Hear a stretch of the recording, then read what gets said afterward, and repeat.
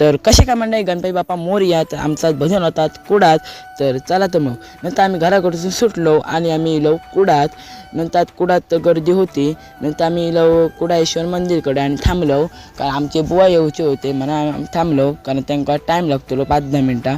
नंतर बुवा आणि इल्यानंतर आम्ही इलो हॉटेल पॅलेसच्या थंय आम्ही थांबलो, कारण आमका वाट नाही माहिती होती. हयत खंय तरी भजन आहे. नंतर आम्ही हायवे पकडलो आणि आम्ही हायवेच्या बाजूकच होता भजन. नंतर मी झोपायला बसलोय आणि नंतर डेकोरेशन होता एक नंबर. नंतर मी गेले गणपतीच्या पाया पडा. गणपती होतो एक नंबर आणि डेकोरेशनचा एक नंबर होता. नंतर मी बसलोय आणि हे तर पकवास बिकवास काढू होते. नंतर आम्ही भजनात सुरुवात केली आणि नंतर हे चक्की दोघजण एक नंबर जादू होते, काय विषयच नाही. नंतर आम्ही घातलो गजर आणि गजर तर एक नंबर.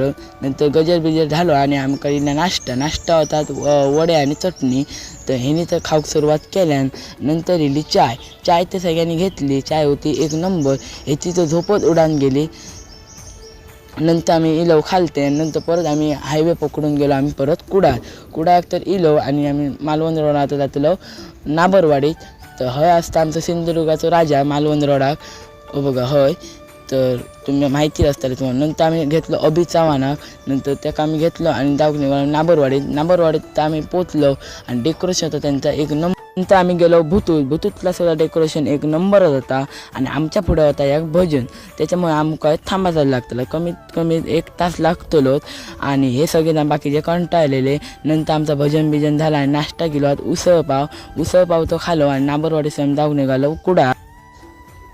नंतर आम्ही इलो कुडाळात त्याला गर्दी नाही होती, कारण वाजलेले 4 तरी वाजलेले. नंतर आजचं ब्लॉग हयच सरता. चला तर मग.